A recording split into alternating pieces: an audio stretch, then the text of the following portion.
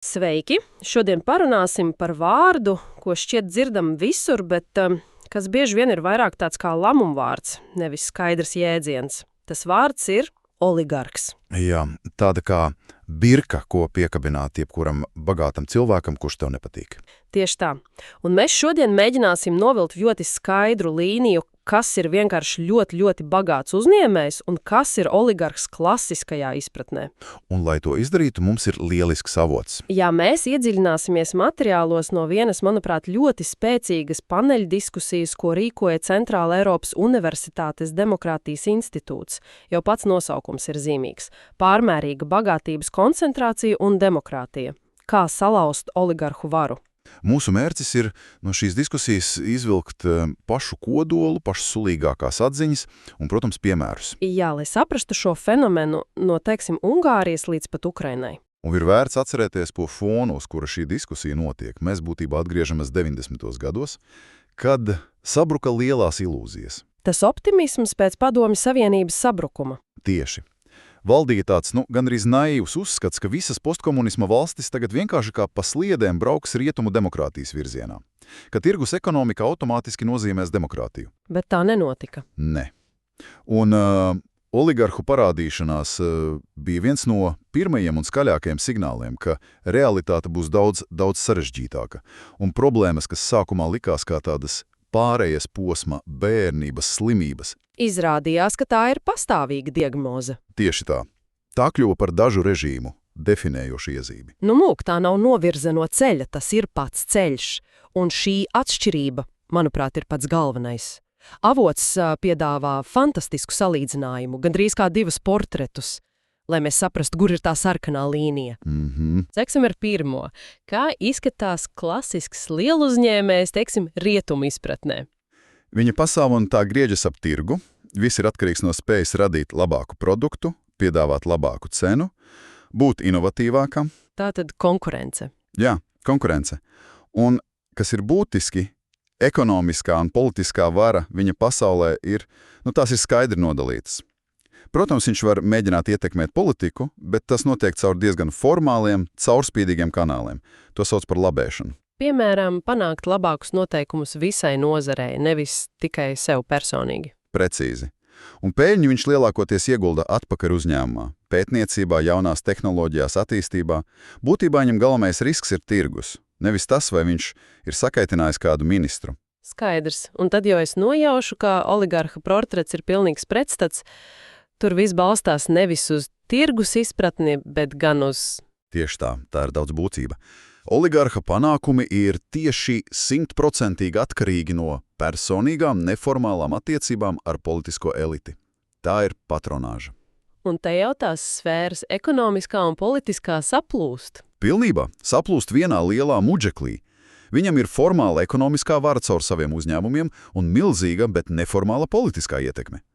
Viņa bagātības avots nav inovatīvs produkts, bet gan piekļuve valsts resursiem, valsts pasūtījumi, uzvaras publiskajos iepirkumos, privatizācija, kas iegūta caur politiskiem sakariem. Un, ir viena ļoti zīmīga detaļa, kas atklāja visu. Kura? Milzīgu peļņas daļu viņš nevis reinvestē, bet izņem dividendēs personīgai lietošanai.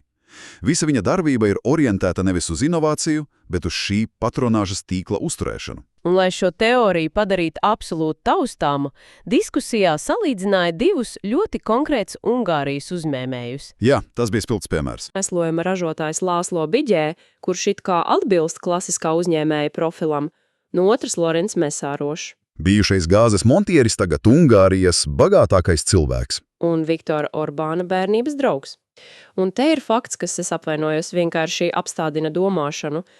Mesāroša būvniecības uzņēmums laika posmā no 2017. līdz 2018. gadam piedalījās 47 valsts iepirkumu konkursos un uzvarēja 46 no tiem. Jā, šis skaitlis ir, tas ir satriecošs. Pagaidi, 46 no 47 tāpat nav statistika, tas izklausās pēc matemātiska pierādījuma, ka tirgus vienkārši neeksistē. Tā ir gandrīz 98% uzvaru likme. Jebkurā normālā ekonomikā tas izraisītu milzīgu konkurences skandālu, izmeklēšanu, bet tur tas acīm redzot ir...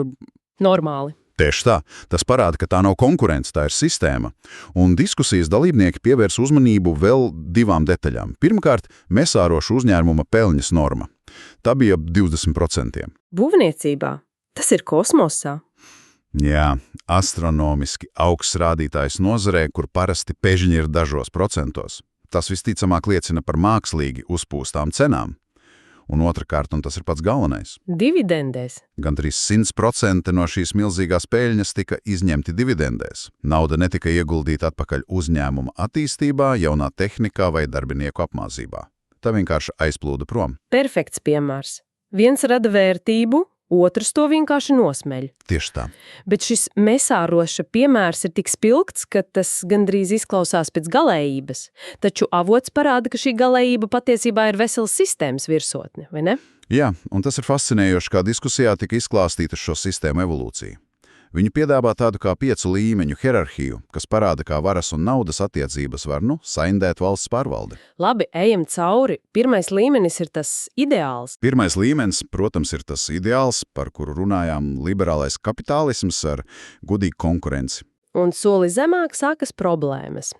Tas ir tas, ko sauc par kronismu, jeb latviski sakot draugu būšana. Tieši tā. Otrais līmenis ir kronisms. Politiķi un uzņēmēji ir draugi, bet viņu lomas vēl joprojām ir relatīvi nodalīts. Atbalsts ir drīzāk gadījumu rakstura. Tāds es tev, tu man princips. Jā, palīdzēšu tev šoreiz, tu man nākamreiz. Bet tad seko trešais līmenis, un te jau kļūst nopietni – oligarhiskais kapitālisms. Diskusijā to raksturoja kā valsts sagrābšanu no apakšas uz augšu. Ko tas nozīmē? Lielie uzņēmēji oligarhi kļūst tik spēcīgi, ka viņi kļūst par patroniem un sāk kontrolēt veselas valsts pārvaldes daļas, kādu ministriju, aģentūru, ostu. Valsts institūcijas kļūst par viņu klientiem, kas strādā viņu interesēs. Tāds oligarhs ir tik varens, ka viņš nopērk vai pakļauj sev daļu valsts, bet ir arī pretējs process, kad valsts pati sev rada oligarhus. Jā, un tas ir 4. līmenis patronāžas kapitālisms. Te notiek ekonomikas sagrābšana no augšas uz leju. Ak tā! Vairs nevis uzņēmēji sagrāb valsti, bet gan politiķi, kas ir pie varas, izmanto savu administratīvo resursu, lai paši radītu un kontrolētu savus oligarhus. Šī oligarhi bieži vien ir tikai tādi kā pārvaldnieki. Pauda figuras, kas tur viņu naudu. Jā, priekšstāvēts personas. Un tad ir 5. galējais līmenis. Diskusijā tam tika dots ļoti skarbs nosaukums – mafijas kapitālisms. Mafijas valsts? Tas izklausās pēc filmas scenārija, bet ko tas nozīmē praksē? Tā ir forma, kur valsts pati sāk darboties kā centralizēta, noziedzīga organizācija. Valsts vadītājs, teiksim, premjerministrs, vienlaikus ir arī šīs organizācijas krustēvs. Un pārējā elite? Un valdošā elite ministri, viņam pietuvināti uzņēmēji, funkcionē kā klans, kura galvenais mērķis ir personīgā iedzīvošanās uz valsts rēķina. Un avotā Ungārija ar Orbānu priekšgalā tiek minēta kā skaidra šī tipa piemērs. Kur mesārošs ir tikai viens no klana locekļiem? Tieši tā. Labi, ja Ungārija šajā klasifikācijā ir mafijas valsts, kur vara ir pilnībā centralizēta viena krustēva rokās, tad kā ir ar Ukrainu? Tur oligarhu loma vienmēr ir bijusi milzīga, bet sistēma šķiet, citādāka. Jā, Ukrainas gadījums ir krass atšķirīgs un daudz kompleksāks. Līdz 2022. gada pilna mēroga iebrukumam Ukraina tika raksturota kā sistēma ar vairākiem lieliem, konkurējošiem oligarhu klaniem. Bija Ahmetova klans, Kolomoiska klans. Piņķoka klans, jā, un viņi visi nepārtraukti cīnījās savā starpā. Par ietekmi, par resursiem, par politisko kontroli. Tad paradoksāli, bet šī oligarhu savstarpējā konkurence savā ziņā pasargāja demokrātiju no viena valdnieka. Tieši tā. Lai arī cik problemātiski un korumpēta bija šī sistēma, tā neļāva nevienam no klāniem pilnībā monopolizēt varu. Viņi nevarēja izveidot tādu vertikālu kā Ungārijā vai Krievijā. Un kā to nosauca diskusijā? To nosauc par demokrātiju pēc noklusējuma. Democracy by default. Tā bija nestabila, haotiska, bet tomēr plurālistiska sistēma. Nebija viena krustēva, bet gan vairāki spēka centri, kas viens otru līdzsvaroja. Un kā pilna mēroga karš ir ietekmējis šo līdzsvaru? Oligarhi taču ir cietuši milzīgus zaudējumus. Dramatiski. No vienas puses viņi ir zaudējuši miljardus, viņu galvenie aktīvi, rūpnīcas, raktuves, infrastruktūra atradās tieši Austrumu-Ukrainā un Dienvidu-Ukrainā. Vissmagāk skartajos reģionos. Jā, daudzi no šiem aktīviem ir iznīcināti vai okupēti, bet vienlaikus notiek kas ļoti interesants, ko avotā dēvē par pilsonisko transformāciju. Ko tas nozīmē? Saskaroties ar eksistenciāliem draudiem pašai valstī, šie oligārhi ir sākuši masveidā atbalstīt armiju, priekt aprīkojumu, finansēt humāno palīdzību, un te diskusijā izskanēja provokatīva ideja. Proti? Varbūt Ukrainas oligārhus šobrīd nevajag mēģināt salauzt, bet gan izmantot gudrus instrumentus, piemēram, Eiropas Savienības integrācijas prasības tiesiskuma stiprināšanu, konkurences likumus, lai, tā teikt, veidotu un vadītu viņu transformāciju. Tā tad nevis iznīcināšana, bet pāraudzināšana, izmantojot ES burkānu. Tas ir negaidīts skatpunkts. Bet tas viss ir par iekšējiem procesiem. Kā ar ārējiem spēlētājiem? Vai citas valstis vispār var efektīvi ietekmēt šos oligārhus? Diskusijā daudz tika runāts par sankcijām. Jā, un īpaši par tā saukto Magnitska likumu un tā analogiem. Tā ir ļoti specifiska sankciju filosofija. Tās nav sankcijas pret valsti kopumā, kas bieži vien sāpina parastos iedzīvotājus. Tas ir mērķētas? Jā, ķirurģiski precīzas sankcijas pret konkrētām personām, kas iesaistītas lielā korupcijā vai cilvēku tiesību pārkāpumos. Parasti tās ietver 3 lietas – iebraukšanas aizliegumu, aktīvu iesaldēšanu un darījumu aizliegumu. Un ko īsti nozīmē aktīvu iesaldēšana? Tas ir tikai par villām un jahtām, vai tas ir kas vairāk? Tas ir daudz vairāk. Un te slēpjas šī instrumenta patiesais spēks. Tas nav tikai par luksusa īpašumiem. Tas nozīmē, ka viņu uzņēmumi pēkšņi vairs nevar veikt darījumus ASV dolāros. Kas ir pasaules tirdzniecības pamatvalūta? Tieši tā. Viņi tiek nogriezti no starptautiskajām banku sistēmām, piemēram, SWIFT. Viņu ārvalstu konti tiek bloķēti. Būtībā viņi kļūst par finanšu spitālīgajiem. Starptautiskais bizness viņiem kļūst praktiski neiespējams. Tā ir milzīga ietekme. Un cik efektīvs šis rīks ir praksē? Jo teorija izklausās ļoti jaudīga. Diskusijas dalībnieki apskatīja vairākus gadījumus, kas lieliski parāda, cik ass šis rīks var būt, bet reizēm arī neefektīvs. Piemēram, Dienvidāfrikā. Sankcijas pret bēdīgi slavenajiem guptu brāļiem. Kas bija burtiski sagrābuši valsti. Tika ieviests tikai pēc tam, kad viņi jau bija zaudējuši savu politisko jumtu un aizbēguši no valsts. Tātad par vēlu. Bet tad ir cits piemērs, kas tika pieminēts Latvija. Ak jā. Šis piemērs ir īpaši interesants, kā tieši valdība atbrīvoja ostu no sankcionētā oligārha ietekmes. Kas tur notika praksē? Tas ir lielisks piemērs instrumenta efektivitātei. Kad ASV piemēroja Magnitska sankcijas konkrētam oligārham ar milzīgu ietekmi vienā no Latvijas strateģiski svarīgajām ostām, radās krīze. Sankcijas draudēja paralizēt pašu ostu. Jo starptautiskie partneri baidītos sadarboties. Tieši, un Latvijas valdība rīkojās zibenīgi.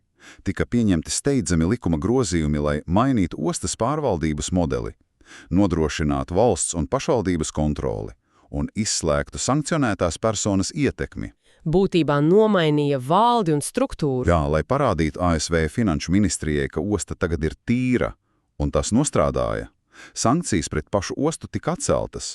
Tā bija ļoti ātra, mērķtiecīga reakcija, ko izprovocēja ārējais spiediens. Tātad sankcijas kā katalizators, kas piespiež rīkoties. Precīzi. Vēl viens interesants gadījums bija Kongo Demokrātiskā republika. Tur ASV piemēroja sankcijas kādam ļoti ietekmīgam uzņēmējam, kurš bija tuvs toreizējam prezidentam Džozefam Kabilam. Un kāds bija rezultāts? Diskusijā tika minēts, ka šīs sankcijas kopā ar citu starptautisko spiedienu tika uzskatīts par vienu no faktoriem, kas lika prezidentam atteikties no mēģinājuma mainīt konstitūciju un palikt amatā uz 3. termiņu.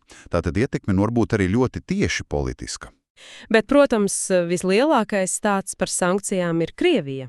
Jā, līdz pat 2022. gada pilnamēroga iebrukumam rietumi ļoti vilcinājās plaši vērsties pret Putina režīmam pietuvinātajiem oligarhiem, un avotā tas tika nosaukts par milzīgu palaistu garām iespēju.